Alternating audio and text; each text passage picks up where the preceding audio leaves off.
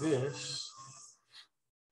All right, welcome everybody. Those of you who are on Zoom that registered, and those of you who did not register on our Zoom platform, you can watch us live on Facebook. This is Martin Pea and Lance Luke.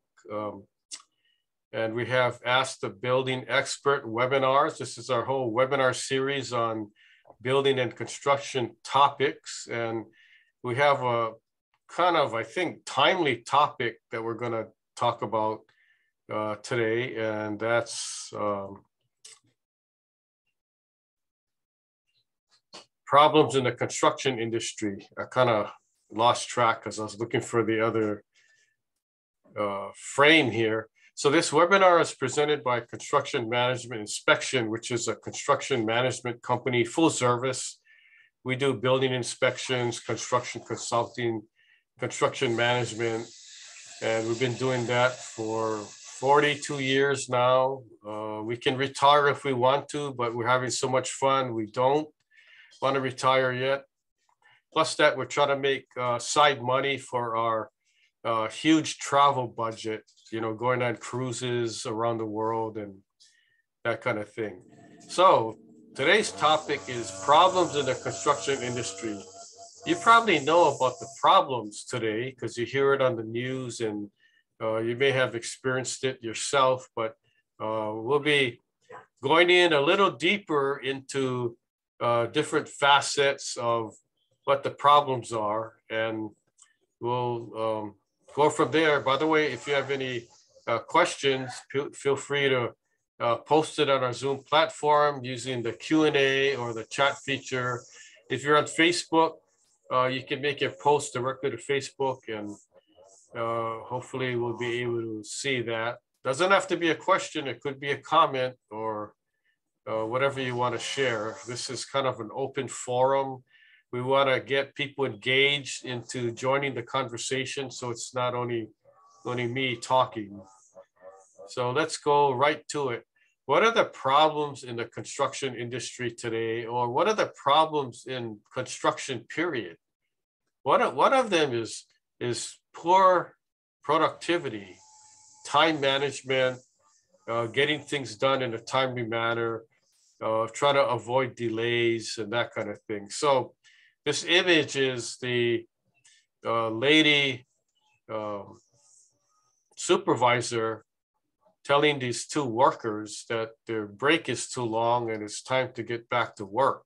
And I'm not sure what they're drinking, but I know that there's Coca-Cola, and I didn't know until I went to San Francisco visiting a museum where they had on the menu drinks, and they had, Coke, and then they had Mexican Coke. And I said, oh, let me try the Mexican Coke. I didn't know what it was until I found out that Mexican Coke had way more sugar than the regular Coke. So anyway, I got a jolt there because I don't drink coffee. So I guess that was my 5 cups of coffee for the day. So the problems in the construction industry are poor or inadequate production. Okay, and I'll talk a little bit more about that as we go through the presentation. Now, what else do we have? Well, of course, you know, the dreaded supply chain issues. Now, not only for construction, but if you go to the store, like a grocery store, department store, and try to find something, sometimes, especially within the past 2 years with the pandemic, they were out.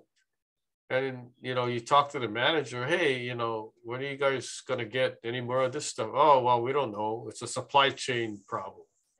And that happened to me many times at the local hardware store. And it's either all or nothing. You know, they have like a section, it's bare shelves basically. And it's almost like par for the course now. So when I go and I see empty shelf, I'm like, okay, supply chain, they ordered it, but it didn't come in, or they ordered it and no one's making it because of the pandemic. People couldn't work or get to wherever they needed to go. So supply chain problems, not enough energy, not enough supplies. People aren't making the supplies. And then what happens? You don't have enough containers, not enough transportation. they have a worker problem. Not enough workers to in the factories to make the product to be able to ship it. So you don't have enough products, or you don't have enough products that are stored. So once you use up your supply that's stored, then you're out of luck. And then there's a trucker problem, not enough workers, not enough truck drivers, so not enough truckers. And then that equates to shortages and higher prices. So it's a supply and demand. If the store notices that they have only 5 hammers left where they used to have 50, the idea is, well, it's a supply and demand. I can jack up the price of the hammers, because if someone wants to buy it, that's, they're stuck paying the high price. So unfortunately, that's the whole issue. Right now, we're dealing with high inflation. I think the last time I checked, it was around 8%. So you add in the inflation, the recession, and your supply chain problems and all these things. It's not a very good situation. So how does it equate to construction? Well, if you're in construction and you're a contractor and you need to buy materials to build your house or your building, and you either can't get it, or you can get it, but the price is 3 or 4 times higher, what does that do to your bottom line? What does that do to your construction schedule? The worst thing is if you try to buy a product and they don't have it, then you're really stuck, okay? So you don't even have the opportunity to pay 4 times what the initial price was, because you can't even buy it anyway. It's not in stock. And we've had problems with lumber, paint, different kind of other products, maybe drywall too. So that becomes a huge issue. And what happens when you hired the contractor to build your house, and you signed a contract and you agreed upon X amount of dollars, and then the pandemic came, and then what happens? Is it the contractor's fault that now the building materials increase? And it's hard to go back to them and say, well, wait a minute, we agreed on the fixed price, so you have to eat the cost. So you know what the contractor's going to do? He says, I won't make any money, so therefore I'm not doing the job. Okay, so there has to be some kind of meeting of the minds where the owner would pay a little bit more, the contractor would give in a little bit more, and then work it out that way.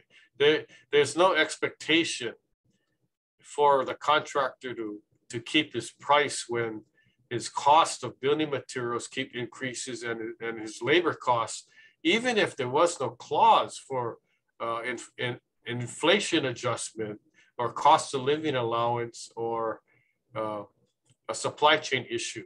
Prior to the pandemic, no one even knew about a supply chain problem with building materials. Okay? No one knew about a labor problem. There's no crystal ball here. So that became a problem. So if you took it to court, the court's going to say, well, you know what? The pandemic really threw a monkey wrench in everything. So you can't expect the contractor to be good on his price, where he can't make any money. Therefore, he's going to walk off the job. Okay, so you guys negotiate. If you can't, the contractor walk off the job, he's entitled to do that because you're raising this pandemic flag. Okay, and that's been a excuse for a lot of things. And I hate to use the word excuse. I guess the better word would be, that's the explanation or reason why he can't meet the agreed upon price. Okay, so in this day and age, it's kind of a known issue. Now, what else do we have? As I mentioned, rising costs of building materials. I've seen during the pandemic, cost of lumber in 1 year increased like 3 times. Cost of paint. I get letters from the painting companies. Sorry, we have an increase of 5%. Okay, well, that's not too bad. And then 6 to 9 months later, I get the same letter, similar letter. Oh, there's now an increase of 6%. Oh, wait a minute. I thought you just increased it 5. Well, we have to increase it again because we're having problems. And same holds true with other materials such as piping. Cast iron piping increase close to 15%, 20%. So now, if you got a bid, okay, on a job a year ago, today's bid is not the same. So in my line of work, I have proposals and bids from contractors that were like within 12-month period, okay, and the client didn't select or sign the contract yet. I have to go back to the contract to say, I need your current price now, because it's only fair. Okay? And then, of course, it's not going to be lower, it's going to be higher. And then in some cases, the clients don't have the budget for the higher amount. And now you're back to square one. Oh, well, we have to wait to save more money. Our bank loan was X amount of dollars for construction. Now we got this price that's 50,000 or 100,000 more. I can't get an additional funding from the bank, and I don't have that kind of money lying around. So now everything comes to a standstill. Nothing happens. Also, ineffective project management. If you're running a construction project, like similarly, if you have a non-construction project, if you don't have managers that are on top of things and tracking the time and tasks and all that, things can run away and go astray. And next thing you know, you can't meet your deadline. So the other thing is, if the project managers are lazy, or if they're inexperienced, if they're greenhorns, and let's say they just graduated from college with a construction management or civil engineering degree, they don't have hands-on, down in the trenches experience, right? It's going to be on-the-job training. So chances are there's going to be mistakes made along the way. Chances are they're not going to have enough expertise and experience to properly run the job, as if you had a 20-year veteran that ran multiple jobs and he knows what he's doing. So that kind of goes along with the project management side. So if you combine all these things together, what happens? You have a big problem. Now, there's something else that you know about: shortages of skilled labor. Okay. I get this last year, and this year was the most calls I got from contractors calling me, asking me if I knew anybody who wanted to work for their company. And previously, I didn't get this kind of calls.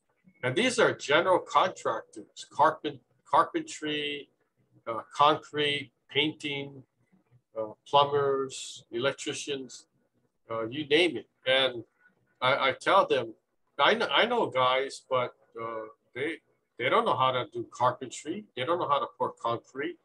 They're not a plumber, electrician. Guess what? A lot of these companies, they tell me, we're willing to train. And they're like, oh, wait a minute.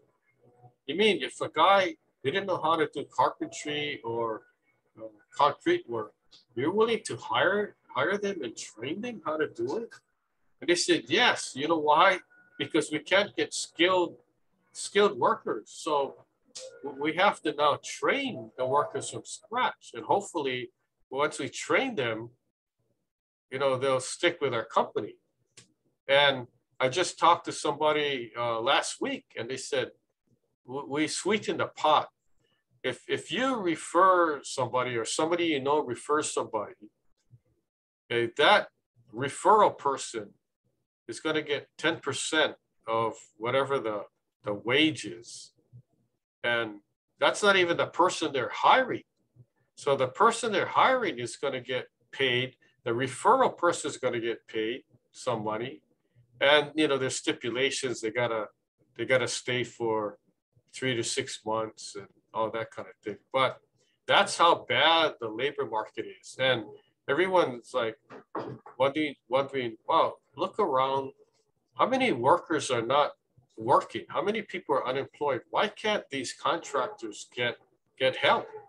And they're not even asking for skilled workers. Before they said you have to have at least 2 years experience as a carpenter or concrete worker or electrician or plumber. So the people that are graduating from technical schools that know these trades like carpentry, drywall, plumbing, electrician, they can easily get a job right now. They don't even have to really worry about making a resume. All they need to do is show up and say, here's my degree. I know how to connect pipes together. I know how to do wiring and all that, and they can get hired. So what happens is these companies are a lot more lenient now, and they're willing to train, which is a good thing, because now these people who graduated from high school or even college, they don't have a technical skill in a construction trade, they can basically learn. And it's like on-the-job training. They can learn a trade. And as time goes on, that could be, very helpful. If you look at the people that have trade degrees and are working in the field that are in the union, some of these people actually make more money than non-trade people who got college degrees. So it just depends on, the type of work and profession. Okay, so shortage of skilled labor. So if you combine labor, cost of materials, can't find workers, supply chain issues, that becomes a major problem. Now, aside from all that, pandemic and all those issues that I mentioned before, another problem in the construction industry is design and construction defects. So I have a little cartoon of the Leaning Tower of Pisa. And, in old times, this is where the construction defect dispute begins. So, the king is talking to the architect, and the architect is telling the king, what did you say the problem was again? And it's pretty obvious that the tower is leaning, right? So that's another issue and problem in the construction industry today. You have unskilled workers, you have workers working too fast, you have ineffective or no project management, no project oversight, no one's watching the hen house, so to speak. And that leads to problems with the construction. Maybe the design wasn't up to par. So if the contractor followed the design to a T and there was still a problem, that's a design issue. If the architect or engineer says to the contractor, hey, you didn't follow what I showed on the plans here.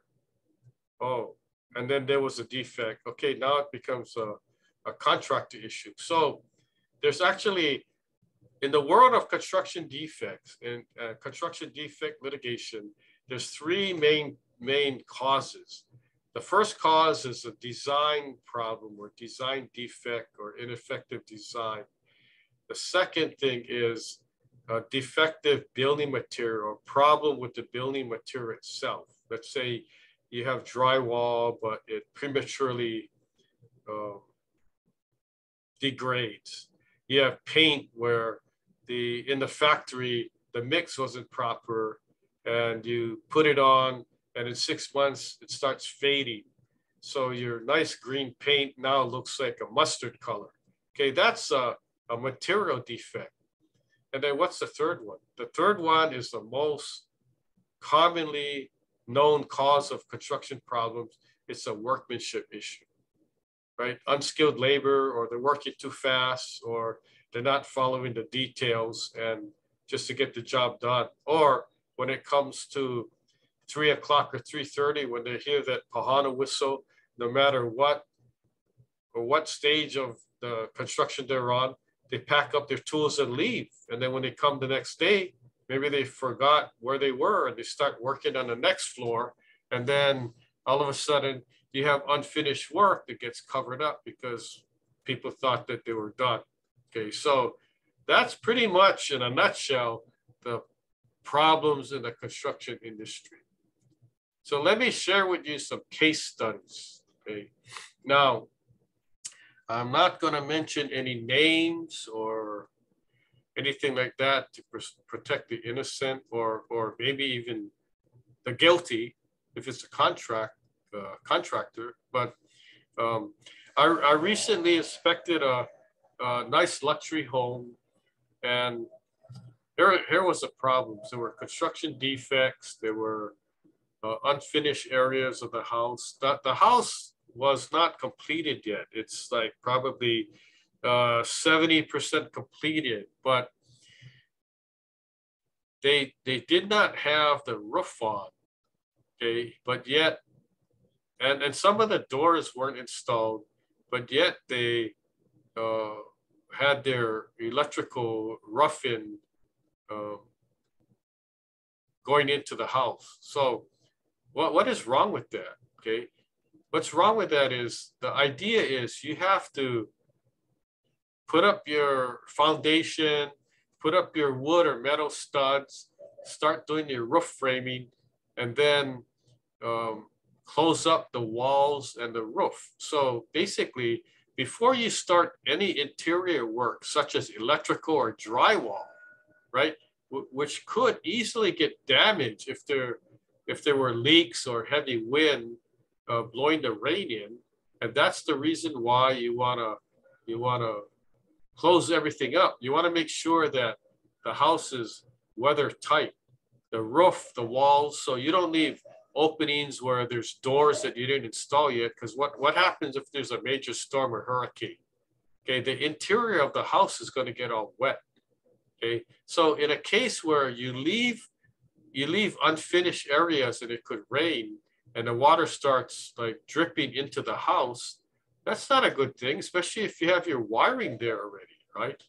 Now you're causing more damage. So that's a problem. That's separate from construction defect. Okay, that's just general practice on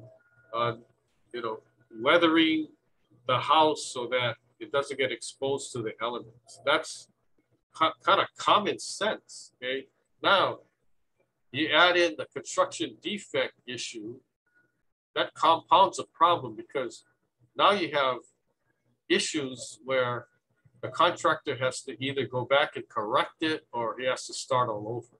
Okay, so that's not a good thing. Now, that's one example. I'll give you another example of problems in the construction industry. As you know, in Honolulu, we have the DPP, which is the local building department. They're backlogged with their building permits by probably 8,000 permit applications. So I know of a family that applied 3 years ago for their permit and they finally got it. Okay, so it took 3 years to get the permit. Now, at the time of the initial bidding on the plans, the contractor gave a price, right? Contractors priced it out. 3 years later, do you think the price is going to be the same? Do you think it's going to be cheaper? Do you think it's going to be more expensive? Well, of course it's going to be more expensive, but how much more? Okay, but let's say this family earmarked and went in and got a construction loan for $300,000. Okay, and the bids came in at the time 285, 305, around there. Now the bids are coming in at 400,000, 385, 450,000. Now guess what? The family can't even build a house anymore because of the increase in costs due to supply chain issues due to the cost of materials that increase, due to the cost of the contractor's labor. So now you have a problem that stemmed from a DPP backlog issue, combining with the inflation factor, supply chain and all that. In reality, what's going to happen now? I don't know. Can that family even build a house today? Do they have extra money? If not, it's going to be a bad situation. And this is only one situation. There's many like that. Now, let's go to a high-rise building in Kaka'ako. Okay, at the time of the construction, the bidding and signing of the contract, that was the agreed upon price. But do you think there's going to be change orders along the way? Yes, of course. Okay, now, and this is, you're dealing on a higher end. Okay, so millions and millions of dollars. But what happens? The developer has to negotiate with the contractor, and then who's going to get hit in the end? The person who's buying these condos are going to get hit because they're the ones that are going to be paying for the higher price increases. Okay, the contractor and developer isn't going to go, oh, we feel sorry for the end buyer, so instead of like 1.5 million, we'll compensate and we'll give in, and you know, the developer can sell it for 1.4 million. Okay. When you're dealing with those higher ends, that's not even affordable anymore. Okay, it's just getting crazy. But that's how it is today. That's the reality of what we're talking about. The reality of the problems in the construction industry. There's all kind of other problems, safety problems, OSHA violations and all that, but these are the main ones that I wanted to get across to you today at this webinar. And basically, I gave you some pretty interesting stories on different things. And there's still a supply chain problem today. Now, people say the pandemic is pretty much over, although there's various strains coming up, but there's still a supply chain issue. There's still a trucker issue. There's still these building material places that still can't get enough material. And the projects that I work on, we don't even know what the increase in the cost is for paint on a project 6 months from now. Because when you call the painting supplier, they don't even know. Okay, so it's just like kind of a rocky road here. So basically, in a nutshell, that's my presentation on problems in the construction industry. The conclusion from the building expert is just stay on course. Don't give up. Just do what you need to do. It's just, I have never seen it this bad before. I've seen bad where inflation was high. The interest rate for mortgages were 18%, and everyone who wanted to sell real estate had to sell on an agreement of sale. But I've never seen it this bad that we're in now with the high inflation rate, the recession that we're in, the supply chain problem, the increase in building materials. It just gets crazy. So the bottom line is, can people even afford to buy property that is being built new? Can people afford to even renovate their house or build a new house? It's just getting harder and harder. It's crazy. So you may think, well, you know, what's the end of all this? Well, we're not really sure. It's just every day it's a new day. It's a different thing going on. Okay, so what you miss? We've given previous webinars, probably for the past 2 years now, on many different topics of building and construction, from roofing, hurricane ties, building permits, building code, contractor licensing, electrical, plumbing, concrete spalling repair, you name it. We probably gave a webinar on it, flood, drainage issues. We've even gone outside the box and talked about the Millennium Tower in San Francisco, which is another leaning building. And we've even talked about the Grenfell Tower fire in London. And so we've kind of captured a lot of things. And if you are interested in topics, reach out to us and we'll consider it and discuss it with our team of production people of our webinars and see if it's a good fit, or if not on a regular schedule, it may be a pop-up that we can do. Like the Monster Houses webinar wasn't on our schedule, but because of the demand, we put something together and we decided to present it. So, and all these webinars are available free for you to watch anytime on demand. You go to our website and you can pick and choose whatever you want to watch. Now, what's coming up, we have one more webinar next month in November on defective building materials. And then in December, we're having a holiday party. And why do we have the party? It's because we want to show appreciation to all those who have attended our webinars in the past, and those are supporters of ours. And we do that to just give back to the community. Now, in order to sign up for the holiday party, you have to sign up on our Zoom link. And that's the only way you're going to participate in the games. Last year, between Martin and myself, we gave away about $1,000 of gift cards, gift certificates, and all that. So you may not want to miss this because you have a good chance. Why do you have a good chance in winning?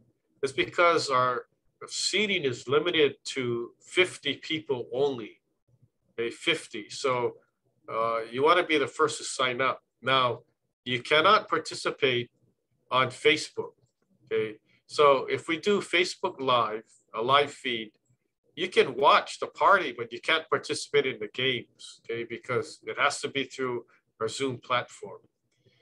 And then we have a whole list of webinars that we're giving next year, 2023. We have not put anything up on our website yet, but stay tuned. It's going to be coming soon. And we have a lot of different types of topics that are going to be interesting also. And you might ask, well, before we get to the question period, you might ask, well, what's the website we go to? It's askbuildingexpert.now.site. And you go there, you can watch the webinars of your choosing. I even have publications talked about monster houses. I just finished a book on monster houses just in time for Halloween. And you could download the ebook or just read it. It's about 355 pages long. It's pretty big. And I decided no holds barred. I'm just telling everything. There's even copies of building permit violations against the monster house developers. So that's where we are. There's even a book that is up where you can grab. It's called How Safe Is Your Building? The book is not completed yet, although we put the manuscript, which is where we are now. So if you want to read that, you can. Just remember that the book's not totally completed yet. I decided to add 2 more chapters, large chapters, which is actually 2 other books that I'm combining together. So take advantage. If you have any questions after this webinar, you can call our office at 808-422-2132. There may not be operators standing by because I'm not selling anything, but most times we're on the road. If we're not on a roof or not in a basement or anything and we're available, we'll answer the phone. email lanceluke@hawaiibuildingexpert.com. And once again, askbuildingexpert.now.site is the website for all your information that you need. That's a pretty huge site that we've been building for the past 2 years. So now it's a Q&A time. You got questions, I got answers. Bring it on. This is a open forum, so we welcome any questions. If you have questions that are outside of this main topic, feel free to ask them too. If we have time, we'll be happy to answer them for you. So, Martin, are you around? Yes, Lance, I'm here. Can you hear me all right? Yeah, you're good. Okay. Let me stop share screen and then let's see. We can hear you. Let's see if we can see you. You want to see me? Nah, I gotta read these monitors and the questions. I'll get back to you on the screen soon. Yeah. But let me hit the questions. It's not only you've got questions, you've got answers, but everybody seems to have you've got problems, you've got answers. So let's answer some of these problems here. First question that's come in is, do you have any prediction on when the cost of building materials is going to stabilize? Oh, that's a good question. The answer is no. You know, my crystal ball is kind of dirty. I need to polish it a bit. And I did not want to call the 1-800-psychic hotline because the last time I did, they gave me wrong information. So I thought I wasted my money. But anyway, I don't think it's going to stabilize soon because we have another problem that I didn't really talk about. Where does the lumber come from for building these houses? And as you can see, the image in the back of me on the screen is what we call a stick-built house. It's built out of wood. So where does the lumber come from? The lumber comes from trees, right?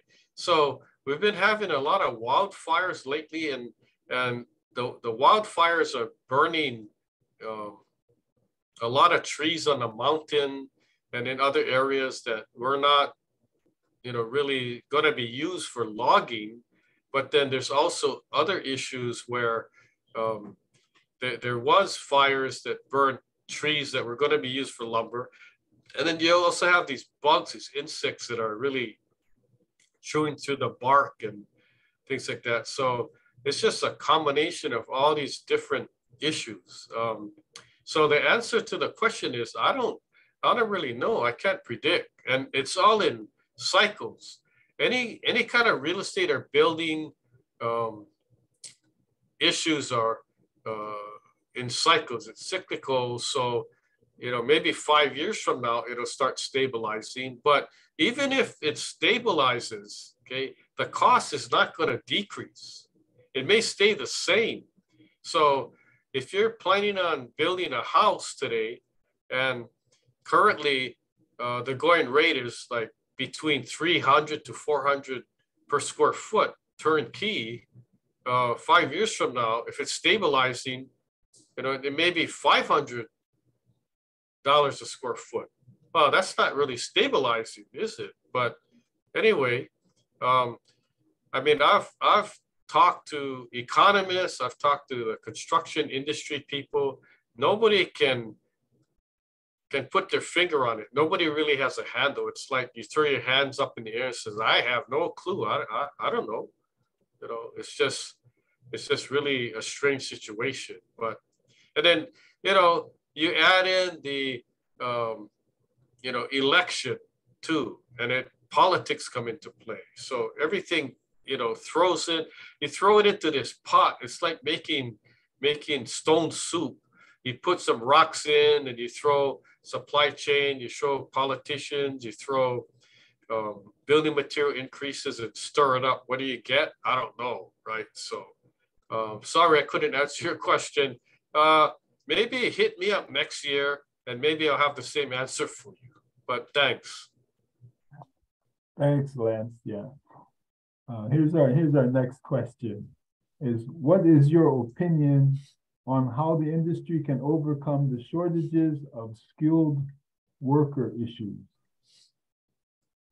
That's a hard one because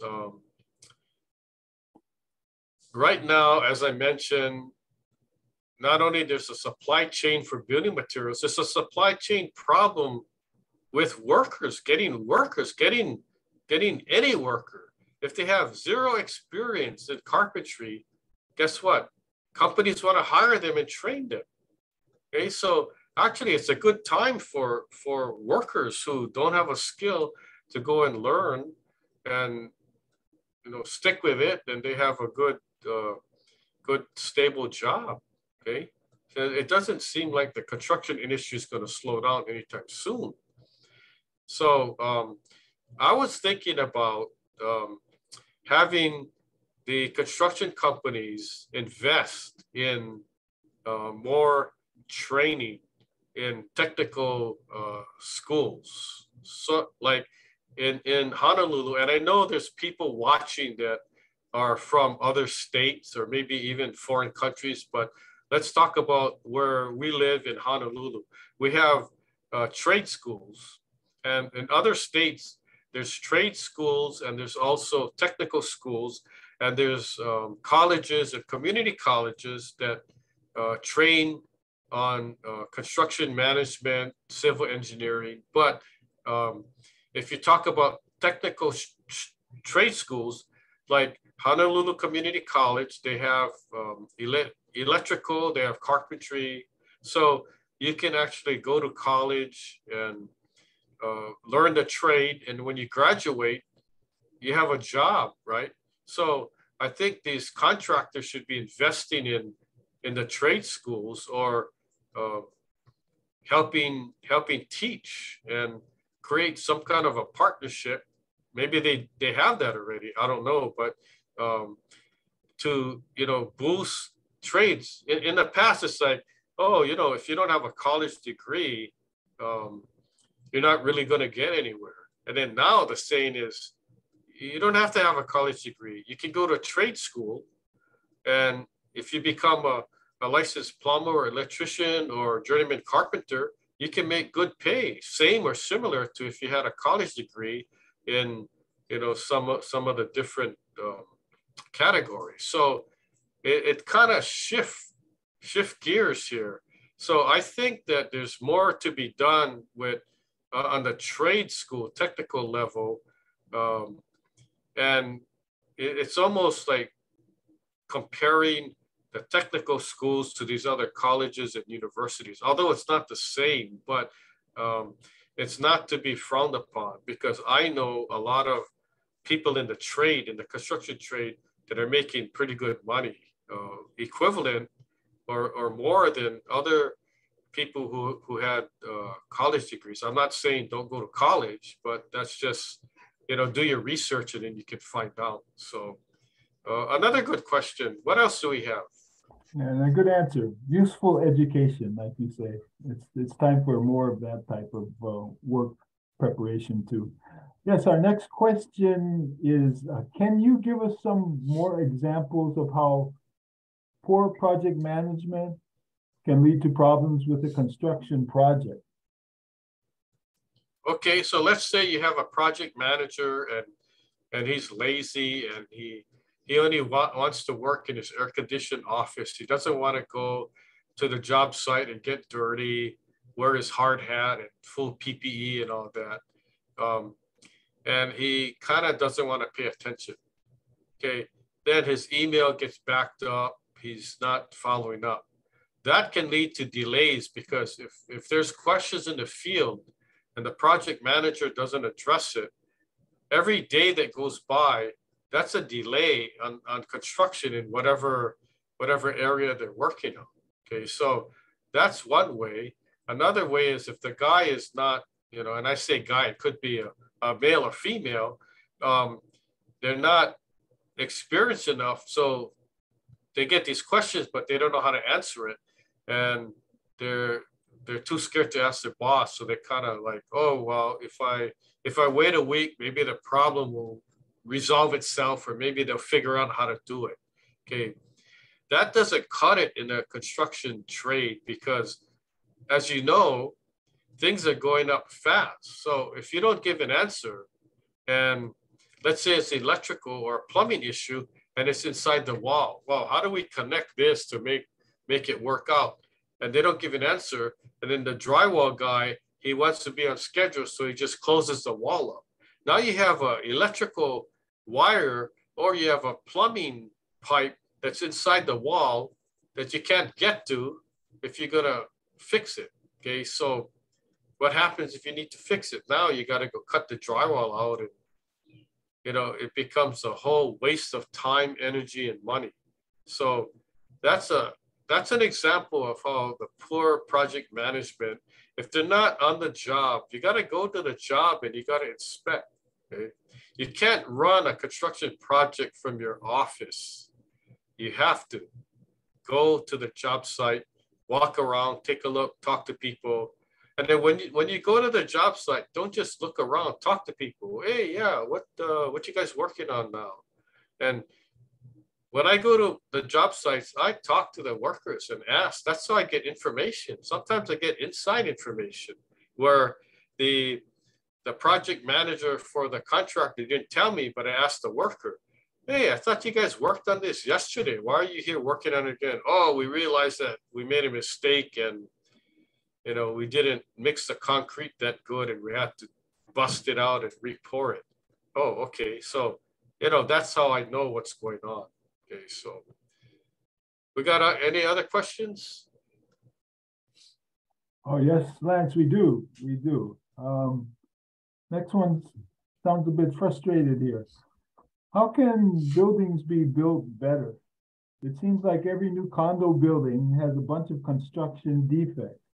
Is there a solution to this? There has to be a better way to build. Is the person talking about Kaka'ako buildings? But yeah, well, in answer to the question, it's very hard. Let's go back to the beginning when I talked about the main causes of construction defects. Design error, defective building material, or workmanship issue. Okay, if all these three are not an issue, then you're going to have a pretty good building, right? So you got to have third party scrutinize. You got to have a check and balance. But remember, I said the main issue with defects is workmanship. So everything has to be inspected. There's phases. And if one person doesn't inspect the next guy, then it becomes a pyramid effect. For instance, I'll give you an example. If you're doing carpentry and the carpenter doesn't measure correctly and align the wood studs, these are vertical studs for a wall, and it's all like off, okay? And the drywall guy that's going to hang the drywall doesn't come in and inspect, and he just hangs the drywall. Now you have drywall that's all uneven and not straight. And then the painter comes in and paints, and then I come in as an inspector, go, hey, wait a minute, why is this paint all off? Oh, it's because the drywall is all crooked. Well, why is the drywall crooked, drywall guy? Oh, because the carpenter didn't make it straight, it's not plumb, and we have to hang the drywall. And I said, oh, wait a minute, time out here.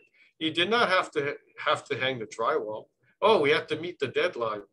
Oh, wait a minute, you have to rip all this out now. Oh, wait a minute, it's going to cost too much money. Well, I said, here's how you could have prevented the problem. When the drywall guy comes and he looks at the wall, is it in a condition where it's acceptable? If not, reject it and say, I can't hang my drywall. Carpenter, you better go and fix it. So it's everybody's fault to blame. So all it took is the drywall guy to go, I can't hang my drywall because your wood studs are all out of plumb, they're off, and force the carpenter to fix it. Okay, when he fixes it and he makes it straight, then you can hang the drywall. So that means every sub-trade subcontractor got to inspect the trade before you, okay? And let me go back further. Before you start installing your wood studs and your sill plate, you know, the horizontal piece of lumber that is attached to your concrete foundation, if the concrete is uneven, then your wood is going to be uneven.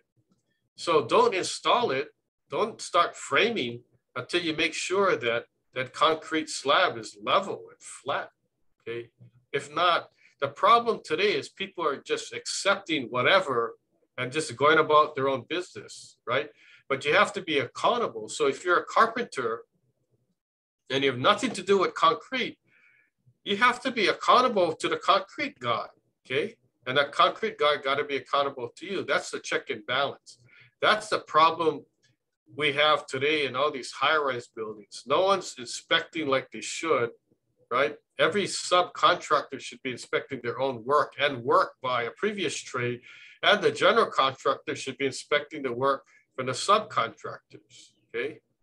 Now, there's no law that says you cannot have 10 different inspections on one item, okay? So, of course, it takes more time and energy, but I would say do it. That's why every single building being built brand new has defects because of oversight, workmanship, building material issue, or a design problem. But on all the cases that I've worked on construction defect litigation, the majority of the cause points to a workmanship issue. Okay, so that's basic. That's pretty common knowledge. If you talk to construction defect attorneys, they'll probably tell you the same thing. There's probably some attorneys that are watching this webinar now, and if they have any questions, I hope they ask. So I know we're nearing the end. We got any other questions or comments? Yes, Lance, get a couple quick ones for you. Here's an interesting one. Wouldn't the Honolulu Rail be a good example of a failed construction project? I'm not sure if you talked about it already. No, I didn't. I purposely did not want to talk about the rail, but the rail is actually a government public works type project. Government, there's all kind of procurement laws which prevent things from actually, I mean, there's so much red tape. It basically, the way it's set up, it prevents a successful project, you know, all these loopholes and all that. The rail is one of the worst run projects, okay? And the reason I say that is because common sense will dictate if it starts off at 3 million and now it's up to what, 9, 10, billion, okay? Starts off at about $3 billion and now it's up to 10 billion or more. You got to ask yourself, well, what happened here, right? Something doesn't make sense. So if the rail project was somebody's house, okay, and let's change the word billion to a million, okay? So let's say you contract with a contractor to build your house for $1 million. And then years later, your house is still not done. And now it turns into $11 million or 10 million. Well, wait a minute. You can't do that. You'd go broke after the first or second year, right? So this is the problem with the rail. It's not treated like a private house you're building. And yeah, of course, you got all these different issues that it's just a runaway. I call it the runaway project. It's a runaway train. So it's like a bad project to begin with. It's still a bad project, but it's going to get finished because they're too far into it, right? So I see the rail every day because I have jobs out in Pro City, Pro Ridge, and on Eva side. So I see them testing and all that, which I'm happy. Who knows? I may get invited to ride the rail. Nah, I don't think they'll invite me because I'm too much of an anti-rail person. But anyway, that's the answer. I could do a whole nother webinar strictly on the rail, which I think I'm doing next year. So stay tuned for that. What else we got, Martin? You're on mute. I got to unmute. Yeah, just have one unrelated, or maybe related to that question. It says, why does a government project take so long to build and cost so much? You may have answered that, but if you have any other comments. Yeah. Well, let me add in. I'll go back to the rail again, the dreaded rail. Okay, so it was actually a city and county project. Okay, it's a city project, but the feds were involved because they're actually providing some of the funding. So it became a city and federal project. It was never a state project by any means. Okay, but politics as usual finagled everybody and said, we need more money to fund the rail. So somehow the state got involved and created this GET scam. I call it a scam. And by virtue of using the state that collects the general excise tax, they decided to make this whole smoke and mirrors by charging 1.5% GET to fund part of the rail. So at that point, now the state had skin in the game, which I didn't like. So now it becomes a city, state, and federal project. So it should never happen like that at all. And who's to blame? I actually blame the city, state, and the federal. Just why does the feds keep allowing and agreeing to fund more money when they don't even know where the money's going to, right? There's no audit or anything. But don't get me started again on the rail. Well, what other questions or comments do we have? Did you check the Q&A or Facebook? I did, and you have one final question, I guess, in the Q&A is when is the December party again, and do we get the invite via email? I don't know if you're going to get the invite unless you're on an email list, but Ben, if you ask that question, it's December 20th. You go to our website and you register on Zoom. We cannot register for you. You have to register on your own because Zoom will send you a specific link to log on. So that's why we can't register for you. If you didn't get the email, I don't know if we sent any emails out yet. It's kind of early, but why don't you beat us to it and reserve a seat and go to our website and register. So Martin, it's open now, right, for registration? Yeah, it is. It is. Yeah, I can just go to the registration like you'd register for any of these the webinars that we do, and it's actually an event. It's on the calendar. You just can register there on the calendar and get your invite. Okay, so those of you who missed last year, man, you missed a good one. And we don't even talk about business. We don't talk about building or construction. We're just like, yeah, forget all that. Let's just have a party. Although, okay, we're combining this party with our other series called Ask the Marketing Expert series. And if you know somebody who has a small business, or maybe you do yourself, that's your time. We're going to give a couple minutes for people to talk about their business. So that's your time to get free promotion. So think about that, and let's have some fun. We're going to have games. We're going to have food. Yeah, virtual food. We're going to have some music. Martin, are you going to be like playing and singing? Oh, wait a minute. Sorry, you haven't practiced yet. So right. Still got to practice. Well, giving you advance notice to practice. I know. Well, 2 months, that might not be long enough. Okay, well, can you practice for next year then? Yeah, maybe for next year. Okay. Otherwise, I'll just accompany you. Okay, sounds good. All right, so on behalf of Martin and myself, Ask the Building Expert, we thank you for tuning in.